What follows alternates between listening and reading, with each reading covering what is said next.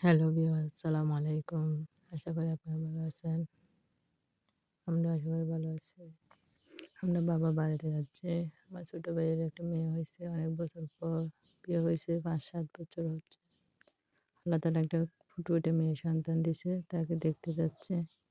বিয়ে হয়েছে অনেক দিন হচ্ছে। এখন আমরা দেখতে যাই নাই। প্রায় ১ মাস হচ্ছে। এখন দেখতে যাব। অনেক ভালো লাগতেছে। বাচ্চা আমার ছেলেটা খেলা করতেছে।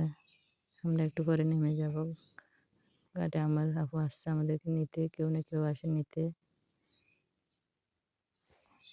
আমার বড় মেয়ের কোলে দিছে। ছোট বাচ্চারা শুধু ওকে নিয়ে ঘাটাঘাটি করতেছে, ধরতে চায়, মুখে হাত দিতে চায়। ছাদে গিয়ে দেখতেছি ঘুঘু পাখির বাসা।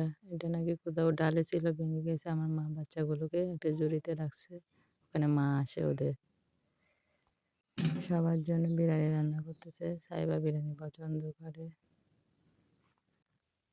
পেঁয়াজ দিছে, পেঁয়াজ বেরেস্তা করছে। এখন বেরেস্তাগুলো নিয়ে আবার পেঁয়াজ বাটা, রসুন বাটা, তারপর সেগুলো দিচ্ছে। মুরগির মাংস দিছে। মুরগির মাংসগুলো নাড়াচাড়া করতেছে। কষায়ে আলু দিছে, গাজর দিছে। মাটির চুলাতে রান্না হচ্ছে। মাটির চুলা আসলে রান্না অনেক মজা হয়।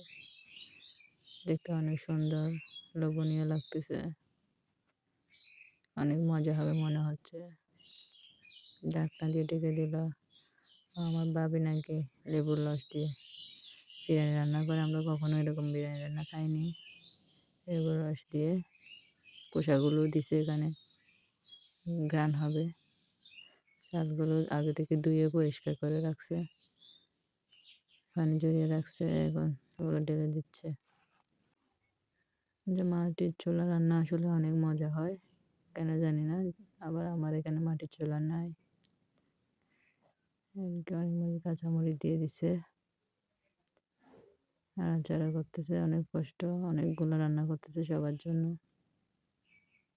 গরম পানি, ফুটানো পানি দিয়ে দিল। সবাই খেতে বসছে। সাহেবা বলতেছে অনেক মজা হয়েছে। ওর অনেক পছন্দ।